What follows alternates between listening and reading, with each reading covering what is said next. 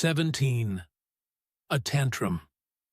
She had got up very early in the morning and had worked hard in the garden, and she was tired and sleepy. So as soon as Martha had brought her supper and she had eaten it, she was glad to go to bed. As she laid her head on the pillow, she murmured to herself, "I'll go out before breakfast and work with Dickon. And then afterward, I believe, I'll go to see him." She thought it was the middle of the night when she was awakened by such dreadful sounds that she jumped out of bed in an instant. What was it? What was it? The next minute, she felt quite sure she knew.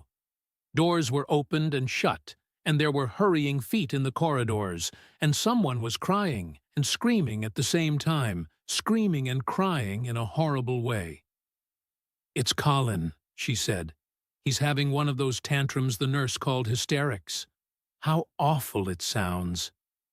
As she listened to the sobbing screams, she did not wonder that people were so frightened that they gave him his own way in everything rather than hear them.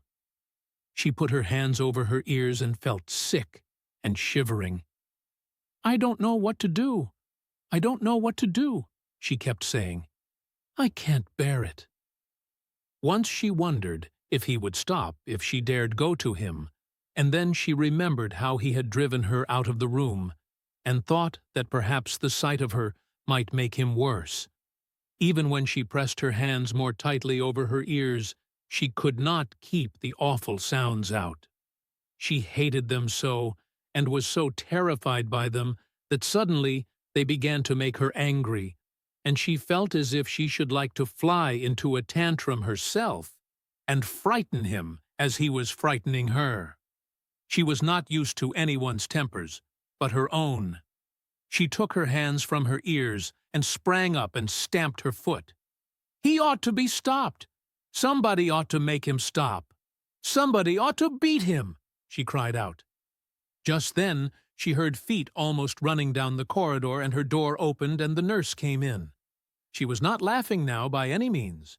She even looked rather pale.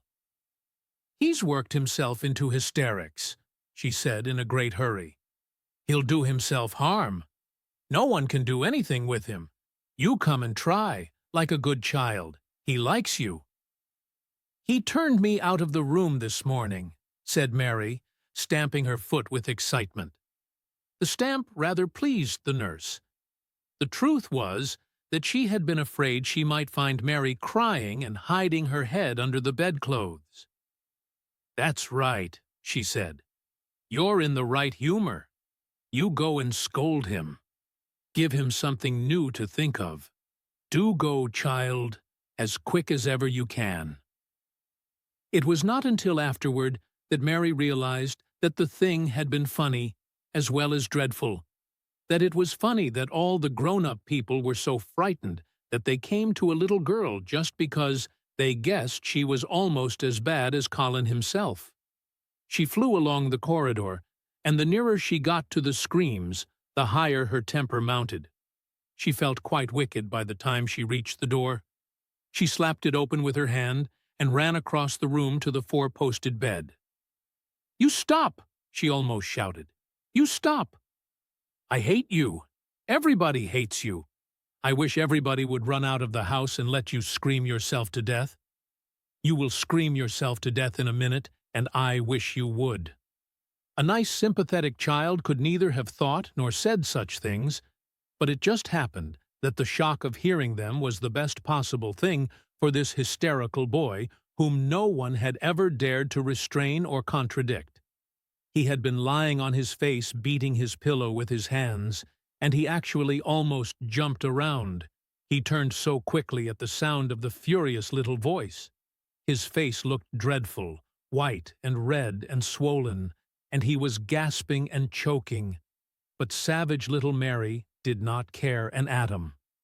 "If you scream another scream," she said, "I'll scream too. And I can scream louder than you can, and I'll frighten you. I'll frighten you." He actually had stopped screaming because she had startled him so. The scream, which had been coming, almost choked him. The tears were streaming down his face, and he shook all over. "I can't stop," he gasped and sobbed. "I can't, I can't." "You can," shouted Mary. "Half that ails you is hysterics and temper. Just hysterics, hysterics, hysterics." And she stamped each time she said it. "I felt the lump. I felt it," choked out Colin. "I knew I should. I shall have a hunch on my back, and then I shall die." And he began to writhe again, and turned on his face, and sobbed and wailed, but he didn't scream. "You didn't feel a lump," contradicted Mary fiercely. "If you did, it was only a hysterical lump. Hysterics makes lumps. There's nothing the matter with your horrid back, nothing but hysterics. Turn over and let me look at it." She liked the word hysterics, and felt somehow as if it had an effect on him. He was probably like herself, and had never heard it before. "Nurse," she commanded, "come here and show me his back this minute." The nurse, Mrs. Medlock, and Martha had been standing huddled together near the door, staring at her, their mouths half open. All three had gasped with fright more than once. The nurse came forward as if she were half afraid. Colin was heaving with great breathless sobs. "Perhaps he won't let me," she hesitated in a low voice. Colin heard her, however, and he gasped out between two sobs, "Show her. She'll see then." It was a poor thin back to look at when it was bared. Every rib could be counted, and every joint of the spine, though Mistress Mary did not count them, as she bent over and examined them with a solemn, savage little face. She looked so sour and old-fashioned that the nurse turned her head aside to hide the twitching of her mouth. There was just a minute's silence, for even Colin tried to hold his breath, while Mary looked up and down his spine, and down and up, as intently as if she had been the great doctor from London. "There's not a single lump there," she said at last. "There's not a lump as big as a pin, except backbone lumps, and you can only feel them because you're thin. I've got backbone lumps myself, and they used to stick out as much as yours do until I began to get fatter, and I am not fat enough yet to hide them. There's not a lump as big as a pin. If you ever say there is again, I shall laugh." No one but Colin himself knew what effect those crossly spoken childish words had on him. If he had ever had anyone to talk to about his secret terrors, if he had ever dared to let himself ask questions, if he had had childish companions and had not lain on his back in the huge closed house, breathing an atmosphere heavy with the fears of people who were most of them ignorant and tired of him, he would have found out that most of his fright and illness was created by himself. But he had lain and thought of himself and his aches and weariness for hours and days and months and years. And now that an angry, unsympathetic little girl insisted obstinately that he was not as ill as he thought he was, he actually felt as if she might be speaking the truth. "I didn't know," ventured the nurse, "that he thought he had a lump on his spine. His back is weak, because he won't try to sit up. I could have told him there was no lump there." Colin gulped, and turned his face a little to look at her. "Could you?" he said pathetically. "Yes, sir." "There," said Mary, and she gulped too. Colin turned on his face again, and but for his long-drawn broken breaths, which were the dying down of his storm of sobbing, he lay still for a minute, though great tears streamed down his face and wet the pillow. Actually, the tears meant that a curious great relief had come to him. Presently he turned and looked at the nurse again, and strangely enough, he was not like a Rajah at all as he spoke to her. "Do you think I could live to grow up?" he said. The nurse was neither clever nor soft-hearted, but she could repeat some of the London doctor's words. "You probably will if you will do what you are told to do, and not give way to your temper." and stay out a great deal in the fresh air.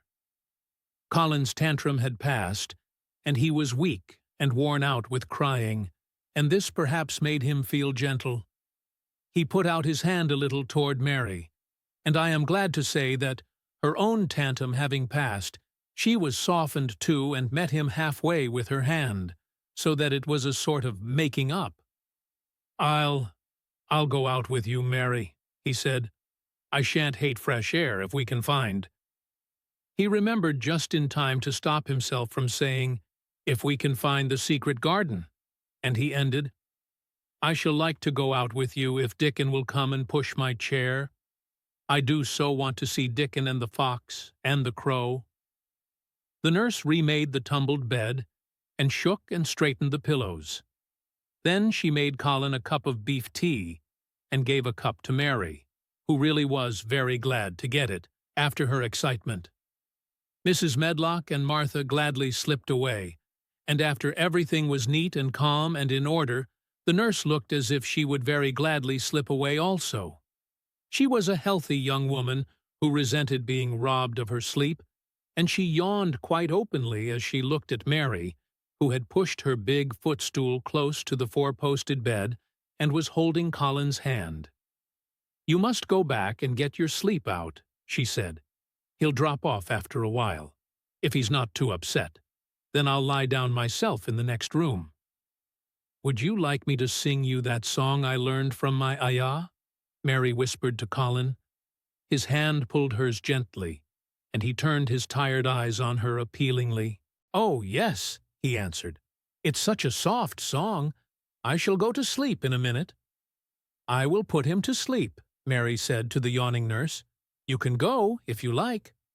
"Well," said the nurse, with an attempt at reluctance, "if he doesn't go to sleep in half an hour, you must call me."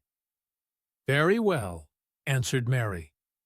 The nurse was out of the room in a minute, and as soon as she was gone, Colin pulled Mary's hand again. "I almost told," he said, "but I stopped myself in time. I won't talk, and I'll go to sleep. But you said you had a whole lot of nice things to tell me. Have you? Do you think you have found out anything at all about the way into the secret garden?" Mary looked at his poor little tired face and swollen eyes, and her heart relented.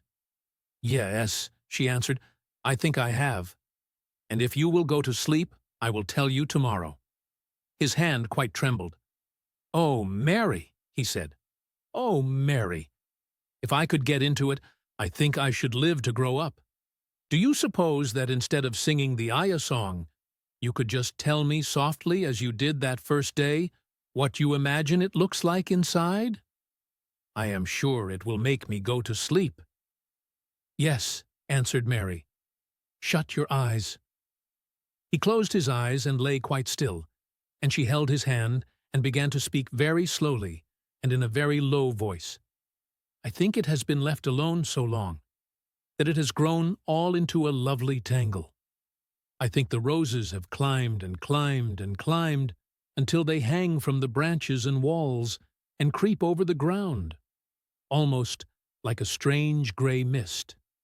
Some of them have died, but many are alive, and when the summer comes, there will be curtains and fountains of roses. I think the ground is full of daffodils and snowdrops and lilies and iris working their way out of the dark. Now the spring has begun. Perhaps. The soft drone of her voice was making him stiller, and she saw it, and went on.